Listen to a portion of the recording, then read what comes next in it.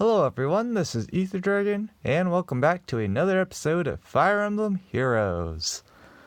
So we have this defense team here. It's pretty decent. It's not like absolutely game-breaking, impossible to beat kind of defense, but it definitely has some little tricks and things to it. So I figured that I would record this match while I was playing it on a bus. So, excuse me. So, let's get into the build real quick. So, it's just pretty standard stuff. Chill attack on leg yarns, as you'll see, will be pretty annoying, but it's a pretty standard setup. Hardy bearing Ophelia, all that good stuff. And so, going into this, I'm doing all the calcs. So my initial strategy was thinking of just going in and seeing what happens, and then, well, that went out of my mind pretty quick because, like, there's no way Nino is going to tank everything, especially not in vantage range. She was in vantage range maybe, but because of the Sonya and stuff. But as you'll see here, it's just my plan here is to bait.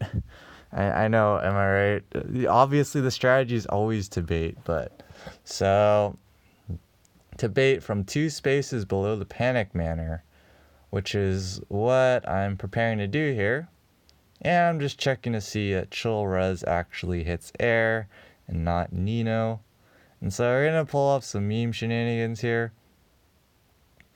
I did a couple things to make sure things didn't go wrong. So pausing right here before we go in. So the idea here is obviously Lynn's going to attack first. I already did the calc. Sonya can't one-shot Nino, so she's obviously not going to attack first. And Ophelia can't kill Nino either, so she's not going to attack either. So I know there's going to be a rally up from Ophelia. At least I was sure of that happening. And then Lynn would attack Firesweep bow, put Nino in vantage range, and we'd have a good time. Haha. Because of the way things go down, it actually doesn't matter where Lynn attacks from. I didn't really bother to check. I just assumed she was going to attack from the bolt trap. And so the idea here is if she did, so there would be a rally up from Ophelia, and then a dance on Ophelia. Lynn would attack, then Ophelia would attack, then Sonya would attack. And then the idea here is I wanted to make sure that Lynn did not get danced. Because if Lynn got danced, oh boy, at 1 HP, we're not going to fare too well.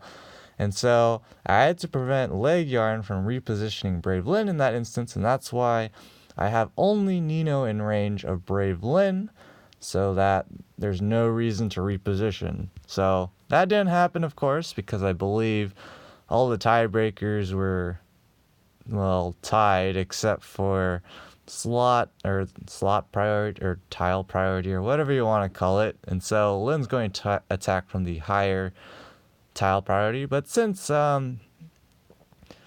Azura gives Ophelia an extra movement, well, she can get herself murdered. So that's great. And we're going to get a dance on Lynn. As you can see, Lynn does 4 damage there, so that's why we needed to avoid Lynn getting dance there. And so now I spend a bit of time doing some calcs, and I see that Leg Yarns probably is going to live Nino, and, well, that's not going to end well because of New, or however you pronounce her weapon. So I spent a lot of time thinking if I can how to deal with the units. I'm thinking, do I take out Lynn with Nino? And so I do. And I was thinking, do I just back off and run? And then I think about it, I'm like, Leg Yarn's probably going to get danced by Azura, who's going to get danced by Micaiah, so I don't want that. So I was thinking, what could I possibly do with Nino? And so here's where, unfortunately, Nino can't do anything in this particular situation. So I actually leave Azura here to tank Micaiah and Leg Yarn. And so this is the, I guess, Galaxy Brain play, if you want to call it that. And so we're going to easily tank Micaiah and just take 0. because we have enough res for that. And there's the dance. And we're going to tank leg yarn. And so now it's going to be a clean sweep from here. Nothing they can really do. And I'm just checking to see here if I can make sure to get Caden in range and just make sure things don't go wrong. I don't make a silly mistake. So we're just going to finish cleaning up here and make sure we get the ether structures within the 7 turns. It's another important thing. Thanks to all the shenanigans, we can guarantee that everything's going to go all right. And we just have Veronica here in a location where Azura is going to attack. So it's an easy cleanup from here. And just because we can, we're just going to give Nino the kill, because why not? So yeah, that was a pretty...